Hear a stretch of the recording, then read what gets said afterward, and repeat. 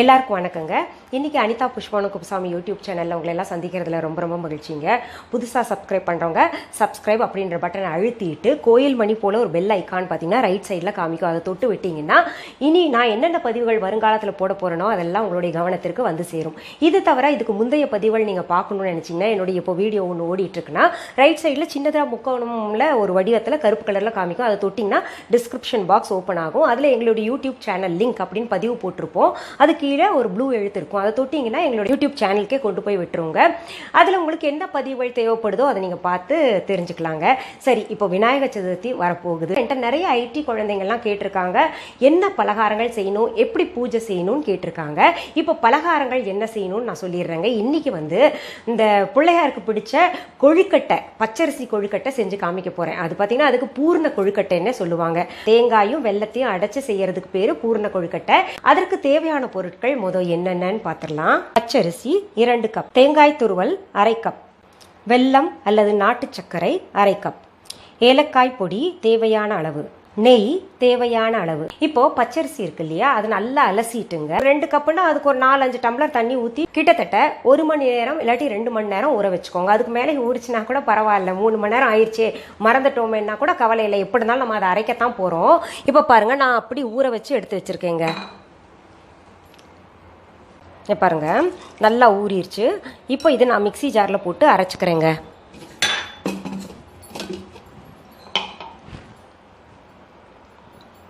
இப்போ ஊற வச்ச தண்ணியை நம்ம தூக்கி எறிய வேண்டாம். ஏன்னா நல்லா அலசிட்டு தானே வச்சுருக்கோம். அந்த தண்ணியில் பார்த்தீங்கன்னா நல்லா சத்து இருக்கும், நல்ல சுவையும் இருக்குங்க. அதனால் அதையே ஊற்றி நம்ம அரைச்சிக்கலாம். இப்போ அது கிட்டத்தட்ட பார்த்தீங்கன்னா உங்களுக்கு 4 டம்ளர் தண்ணி ஊற வச்சுருக்கோம் இல்லையா. தண்ணியெல்லாம் உறிஞ்சி எப்படி இருந்தாலும் ஒரு 2 இல்லாட்டி 3 டம்ளர் தண்ணி தான் இருக்கும் நமக்கு ஊற வச்ச தண்ணின்னு பார்த்தீங்கன்னா. அது முழுக்கவே ஊற்றி அரைச்சா கூட ஓகே. ஆனால் மிக்சி ஜாரில் என்னென்னா பொங்கி தண்ணியெல்லாம் வெளியில் வந்துடும். கொஞ்சம் ஊற்றி நம்ம அரைச்சிட்டு மீத தண்ணி கூட வேணால் சேர்த்துக்கலாம். இப்போ இதை அரைச்சிடுறாங்க. நல்லா மாவு மாதிரி அரைச்சிக்கணும். எப்படி கோலத்துக்கு மாவு போடுறோம் அந்த மாதிரி மாவாக அரைச்சிக்கணும். இப்போது நம்ம அரைச்ச மாவு பார்த்துடலாமா. பாருங்கள், நல்லா தண்ணியாக இருக்குது. இவ்வளோ தண்ணியாக அரைக்கணுமான்னு சொல்லிட்டு நினைப்பீங்க. நல்லா தண்ணியாக அரைக்கலாம், ஒன்றும் கவலைப்பட வேண்டாம். இங்கே பாருங்கள், நம்ம கோலத்துக்கெல்லாம் எப்படியும் மாவு அரைப்போம் இல்லை, அப்படியே நெலிக்கோலம் எல்லாம் போடுவோம் இல்லையா வீட்டில், அந்த மாதிரி.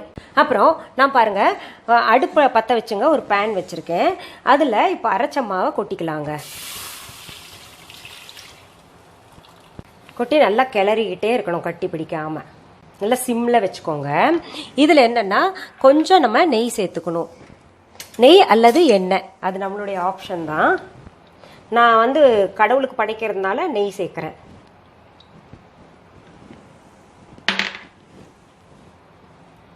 இப்போ நீங்கள் நினைப்பீங்க, நான் எங்களுக்கு ஆஃபீஸ் எல்லாம் போக வேண்டிய வேலை இருக்குது, 2 மணி நேரம் ஊற வச்சு அதை அரைக்கெல்லாம் நேரம் இல்லை, இன்ஸ்டண்ட்டாக ஏதாவது சொல்லுங்கள் மேடம் அப்படின்னு நினச்சிங்கன்னா இடியாப்பம் மாவு கடையில் விற்கிறாங்க. ரைஸ் ஃப்ளார் இல்லாட்டி இடியாப்பம் மாவு வாங்கிக்கோங்க. நல்லா இருக்கும், நல்லா நைஸாக இருக்கும். அது வாங்கிட்டு இப்படி கரைச்சிக்கோங்க.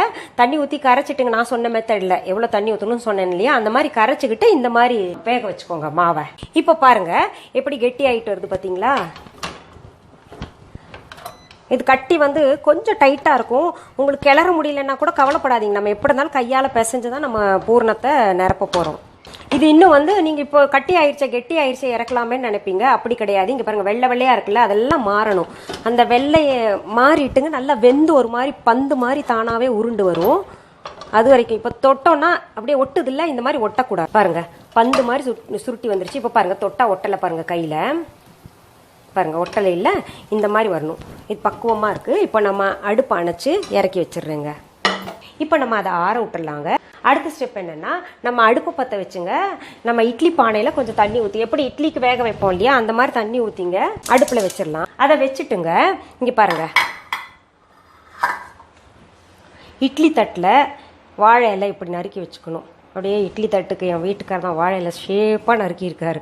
ரொம்ப பொறுமையாக செஞ்சுருக்காரு பாருங்க. அடித்தட்டு வச்சிடறேன், இலையோட வைக்கணும். 2வது மேல் தட்டு வச்சு கொஞ்சம் அது இலகட்டும். அந்த வாழை இலை இலகணும், அந்த மனம் வரணும். அதில் இருக்கக்கூடிய சத்தும் நமக்கு கிடைக்கும் அந்த கொழுக்கட்டையை சாப்பிடும்போது. இப்போ இந்த மாவில் ஒரு பிஞ்ச் சால்ட் போட்டாலும் போடலாங்க, அது அவங்கவுங்க விருப்பம். நான் சால்ட் போடலை, பட் சால்ட் சேர்த்துக்கிட்டா இன்னும் டேஸ்ட் கொஞ்சம் கூடுதலாக இருக்கும். இங்கே பாருங்கள், இந்த மாவு நம்ம போடும்போது நல்ல வெள்ளை வெளையர்னு இருந்துச்சு. இது கிளறி பாருங்கள், ஒரு மாதிரி க்ரீம் கலரில் வந்திருக்கும் பாருங்கள். இது இன்னொரு டிப்ஸ் உங்களுக்கு. எதுக்குன்னா அந்த பக்குவம் தெரியணும் இல்லையா, ஒரு மாதிரி லைட் க்ரீம் கலரில் வந்துடும். அடுத்தது பூரணம் ரெடி பண்ணும்.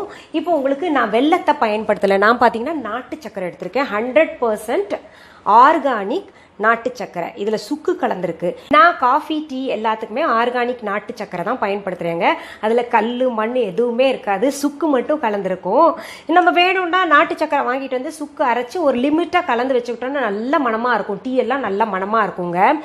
இது என்ன தெரியுமா, இதை அப்படியே போடுறேன். அப்படி இல்லை நீங்கள் வந்து நாட்டு சக்கரை இல்லை வெல்லம் தான். இப்போ இது வந்து இந்த நாட்டு சக்கரை போட்டு செய்யறது டயபெட்டிக் பேஷண்ட்ஸ் கூட சாப்பிட்லாங்க. சுகர் இருக்கிறவங்க பயப்பட வேண்டாம், நல்லா தாராளமாக சாப்பிட்லாம். இப்போ இல்லை வெல்லத்தில் செய்யணும் அப்படின்னு நினச்சிங்கன்னா வெல்லம் வந்து நான் சொன்ன அளவே 1/2 கப் எடுத்துக்கோங்க. அதில் 1 டேபிள் ஸ்பூன் போல் தண்ணி விட்டுட்டுங்க பாகு காய்ச்சிக்கோங்க. பாகு காய்ச்சிட்டு வடிகட்டிக்கணும்.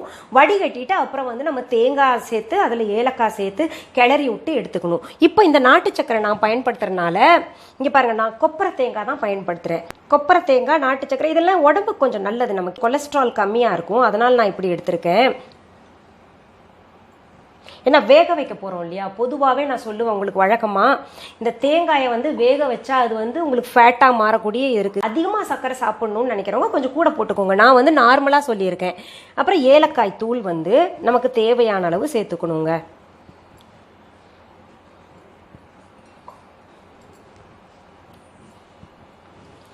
இப்போ ஏலக்காய் தூள் வந்து நிறைய பேருக்கு அம்மி இருக்கும், கிராமத்தில் அம்மியில் நல்லா நுணுக்கிப்பாங்க. அது எப்படி நுணுக்குவாங்கன்னா அதுவும் ரொம்ப நல்ல ஒரு சிஸ்டம் வச்சுருக்காங்க கிராமத்தில். என்ன பண்ணுவாங்க, கொஞ்சோண்டு சர்க்கரை எடுத்துப்பாங்க, ஒரு 3-4 ஏலக்காய் வச்சுட்டு அப்படியே நல்லா நுணுக்குவாங்க.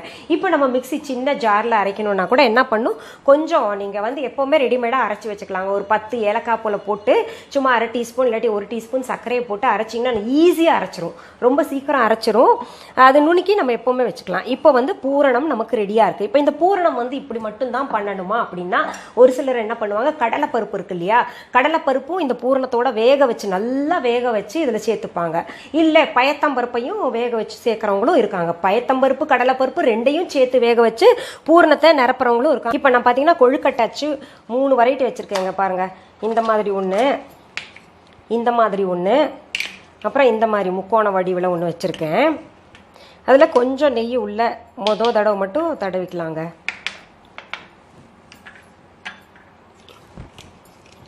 கொஞ்சம் மாவு எடுத்து இப்படி வச்சு இந்த வால்ஸ் இருக்கு இல்லையா, இந்த அதில் நல்லா ப்ரெஸ் பண்ணிக்கோங்க அந்த ஷேப் வர்றதுக்காக. இதில் இந்த பூரணத்தை நான் நிரப்புறேன்.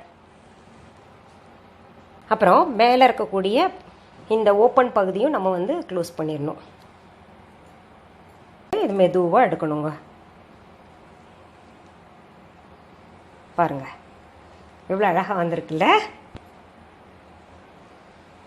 பாருங்க. இப்போ இந்த அச்சு இல்லைன்னா கவலைப்படாதீங்க. நம்ம என்ன பண்ணணும்னா கையால் எப்படி செய்யணும்னு நான் செஞ்சு காமிக்கிறேன். ஃபஸ்ட்டு எண்ணெய் தொட்டு நடுவில் இந்த பெருவிரல் வச்சுக்கணுங்க. வச்சுக்கிட்டு இங்கே பாருங்கள், அந்த பெருவிரலாலேயே கிண்ணம் போல் நம்ம செய்யணும்.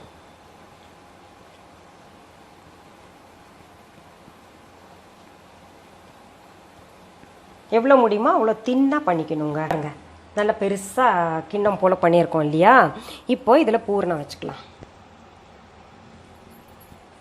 இப்போ குடுமி போல் ஒரேடியாக சேர்த்து இங்கே சென்டரில் கொண்டு வந்துடணும். பாருங்க,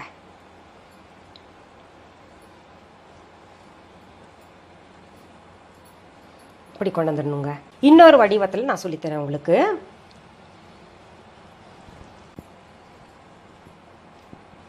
இப்படி ஃப்ளாட் பண்ணிக்கோங்க. பூரணத்தை இங்கே கொஞ்சம் பார்த்து வச்சுருங்க. அப்புறம் இதை எடுத்து இப்படி மூடணும், இப்படி க்ளோஸ் பண்ணிக்கணும். இது கொஞ்சம் பெருசாக இருக்கும். இங்கே பாருங்கள், நம்ம கொழுக்கட்டை டிசைனாக பண்ணி வச்சுருக்கோம். இப்போ பாருங்கள், இந்த இட்லி பானையில் நம்ம இலை வச்சு ஒரு 5 நிமிஷம் விட்டுருந்தோம் இல்லையா, நல்ல மணமாக இருக்குங்க அந்த இலையோட மனம். அதோட சத்தும் நமக்கு இந்த கொழுக்கட்டையில் ஏறும். ஒரு 5 நிமிஷம் ஆகும் இது வேகறதுக்கு. இன்னொன்னு சொல்லிடுறேன், என்ன பூர்ண கொழுக்கட்டையில் நீங்க வந்து பருப்பு சேர்க்கலன்னு சொல்லிட்டு கமெண்ட் பாக்ஸ்ல வரப்போகுது. ஏன்னா எனக்கு இத்தனை நாள் வந்து கமெண்ட்ஸ் படிச்சு பழகிருச்சுங்க. எதுக்காக போடலன்னா, நம்ம வந்து பிள்ளையார் சதுர்த்தி அன்னைக்கு மோதகத்தையும் வைக்க போறோம். அந்த மோதகத்துல பருப்பு சேர்க்க போறோம். அதுலயும் பருப்பு இதுலயும் பருப்பு இருந்தா நல்லா இருக்காது இல்லையா? டேஸ்ட் எல்லாமே ஒரே மாதிரி இருக்கும். கொஞ்சம் வெரைட்டியா செய்யலாம் தான். இதுல பாத்தீங்கன்னா தேங்காய் போடணும், அதுல மோதகத்துல வந்து பருப்பு போட்டு செய்யலாம்னு சொல்லிட்டு அதுல தவிர்த்துட்டேன். கொழுக்கட்டை வெந்துருச்சான்னு நடுவுல பார்த்தேங்க. நல்லா வெந்திருக்கு. இப்போ அடுப்பானச்சு எடுத்துறேன். பார்த்தீங்கல்ல, உங்களுக்கு டிசைனாக கொழுக்கட்டை பச்சரிசி மாவில் பிள்ளையாருக்கு செஞ்சு காமிச்சிட்டேன். அவருக்கு பிடிச்ச கொழுக்கட்டையை படைச்சு நமக்கு பிடிச்ச நல்ல வாழ்க்கையை கிடைக்கணும்னு சொல்லிட்டு வேண்டிக்கோங்க. மீண்டும் சந்திக்கலாமா? நன்றி, வணக்கம்.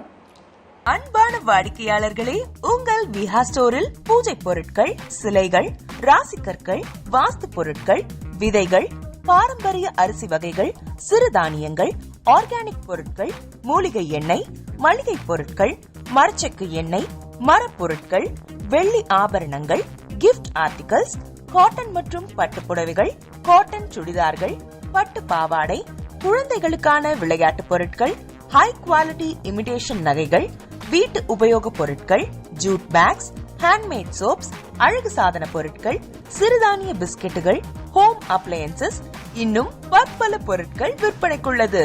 விஹா ப்ராடக்ட்களை நீங்கள் வாங்க விரும்பினால் அது எங்களுடைய viha.online வெப்சைட் மற்றும் சென்னை ராஜா அண்ணாமலைபுரத்தில் உள்ள எங்கள் விஹா ஸ்டோரில் மட்டுமே கிடைக்கும் என்பதை தெரிவித்துக் கொள்கிறோம். வேறு எந்த ஆன்லைன் வெப்சைட்களிலும் விஹா ப்ராடக்ட்கள் விற்பனைக்கு கிடையாது என்பதை நீங்கள் கவனத்தில் கொள்ள வேண்டும். எங்கள் விஹா ஸ்டோரின் விலாசத்தை கண்டறிய கூகுள் மேப்ஸில் விஹா ஸ்டோர் என்று டைப் செய்தால் வழியை கண்டறியலாம். www.viha.online வெப்சைட்டிலும் விஹா ஸ்டோரின் அட்ரஸ் உள்ளது.